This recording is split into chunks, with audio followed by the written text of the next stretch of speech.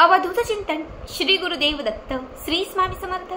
नमस्कार, तुम्हा सर्वांचं आपल्या स्वामी शक्ती या चॅनलमध्ये मनापासून स्वागत आहे। स्वामी तुम्हा सर्वांच्या सर्व इच्छा पूर्ण करोत एवढीच स्वामींच्या चरणी प्रार्थना करते आणि आपल्या आजच्या नवीन आणि सुंदर व्हिडिओला पुन्हा एकदा नव्याने सुरुवात करते। मग तर बघू दे 10 ऑक्टोबर गुरुवार। खरं तर उद्या असणारा गुरुवार हा अत्यंत महत्त्वाचा आहे। आपल्यापैकी अगदी सगळ्यांनाच माहिती असेल की उद्या शारदीय नवरात्री उत्सवातील 8वी माळ आहे आणि प्रत्येक वर्षी नवरात्रीमध्ये जी 8वी माळ असते या 8व्या माळीवरती आपण अष्टमी साजरी करत असतो।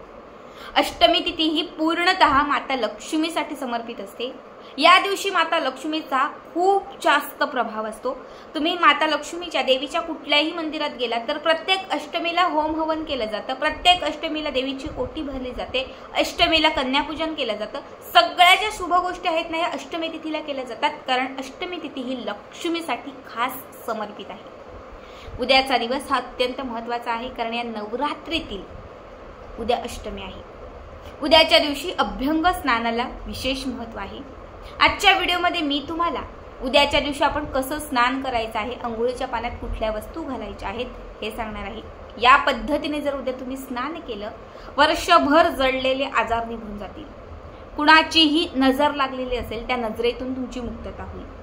कुणाचाही श्राप लागलेला असेल, कुठलाही दोष असेल, तो वास्तुदोष असेल, ग्रहदोष असेल, नवग्रहांचा काही त्रास असेल, शनीची पीडा असेल, कुठल्याही दोषांमध्ये तुम्ही अडकलेले असाल किंवा कुठल्याही दोषांची 7.5 जर सुरू असेल तर हा एक उपाय केल्यानंतर त्या सगळ्या 7.5तून मुक्तता होईल।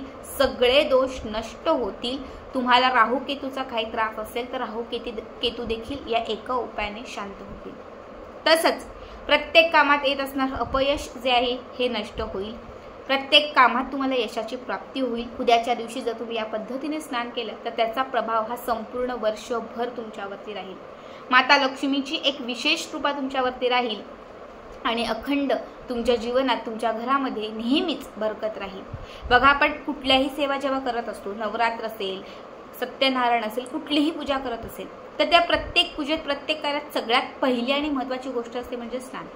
तुम्ही छोटी मोठी घरात पूजा ठेवले, ब्राह्मणांना बोलवले, ते काय सांगतात की सगळ्यात पहिले स्वच्छ सुंदर स्नान करा आणि चांगले वस्त्र परिधान करा। म्हणजे स्नानाला आणि पवित्र स्नानाला आणि स्वच्छ कपड्यांना खूप महत्त्व आहे।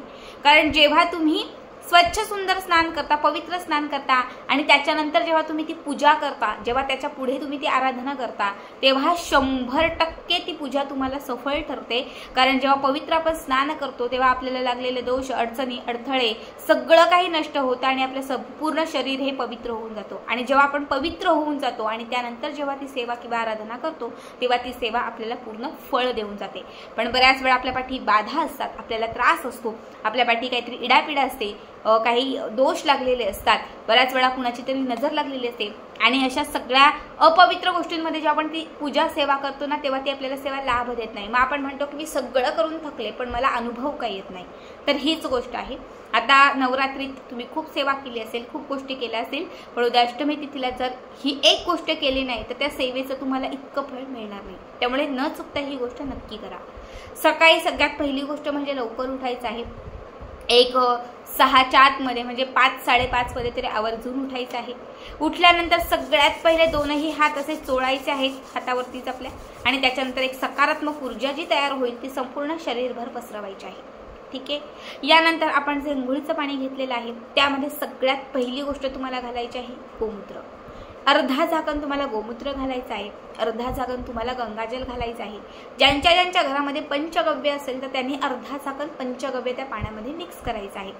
त्यानंतर एक चिमूटभर, एक किंचित तुम्हाला त्यात हळद घालायची आहे, कारण उद्या गुरुवार आहे आणि गुरुवारच्या दिवशी आपण हळदीच्याच पाण्याने स्नान करतो, ज्यामुळे आपला गुरुग्रह आपल्याला साथ देतो। म्हणून एक चिमूटभर तुम्हाला त्याच्यामध्ये हळद घालायची आहे। त्यानंतर तुम्हाला या अंघोळीच्या पाण्यात 7 अख्ख्या काळ्या मिऱ्या घालायच्या। काळे मिरे असतात बघा, 7 घालायचे आहेत, 7। अष्टमी तिथी ही सकारात्मकता आणण्यासाठी जितकी महत्त्वाची असते ना तितकीच महत्त्वाची ही तिथी नकारात्मकता संपवण्यासाठी आणि वाईट शक्तींना नष्ट करण्यासाठी असते। काळ्या मिऱ्यामध्ये खूप जास्त काळ्या मिऱ्यामध्ये नकारात्मक शक्ती शोषण्याचं जे प्रमाण आहे ते खूप जास्त असते. जशा तुम्ही ह्या काळ्या मिऱ्या त्या अंघोळीच्या पाण्यात घालाल, तुमची शत्रुपीडा नष्ट होईल, तुमचे ग्रहदोष नष्ट होतील. म्हणून एक 5 किंवा 7 काळ्या मिऱ्या तुम्हाला त्या अंघोळीच्या पाण्यात घालायच्या आहेत.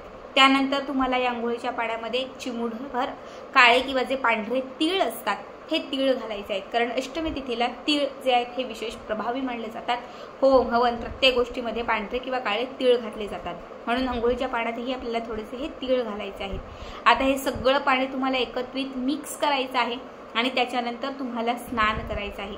स्नान म्हणजे अंघोळ करत असताना सगळ्यात पहिले उजव्या खांद्यावरती पाणी घ्यायचं, मग डाव्या खांद्यावरती घ्यायचं आणि मग त्याच्यानंतर पुढचं जे काही स्नान आहे हे तुम्ही करू शकता. स्नान करत असताना तुम्हाला माता लक्ष्मीचं स्मरण करायचं आहे.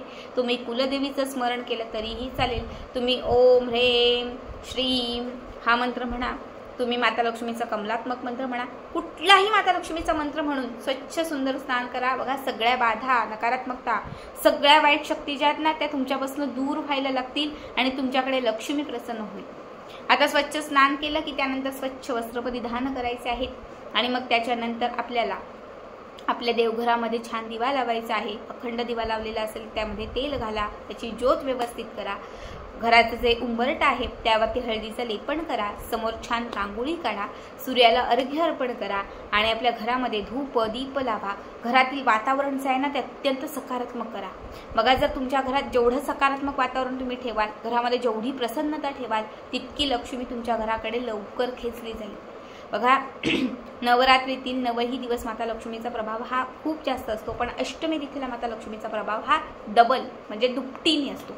मग या दिवसात जर दिवसभर तुम्ही काही सेवा आणि उपाय केले ना तर त्याने माता लक्ष्मीही तुमच्या घराकडे आवर्जून येते आणि तुमच्या सेवा वगैरे बघून ती आकर्षित होते, प्रसन्न होते आणि तुम्ही जे तिच्याकडनं मागत असाल तर त्याला ती तथास्तु म्हणून जाते, तुमच्या इच्छा पूर्ण करते, तुमच्या घरात सुख समृद्धी भरते. खूप साधा उपाय आहे. उद्याच्या दिवशी या पद्धतीने स्नान प्रत्येकाला करायचं आहे. एखाद दुसरी गोष्ट नसेल नका घालू, पण ज्या गोष्टी आहेत त्या आवर्जून घाला. आजचा व्हिडिओ कसा वाटला कमेंट करा आणि पुढचे व्हिडिओ पाहण्यासाठी चॅनलला सबस्क्राईब करा.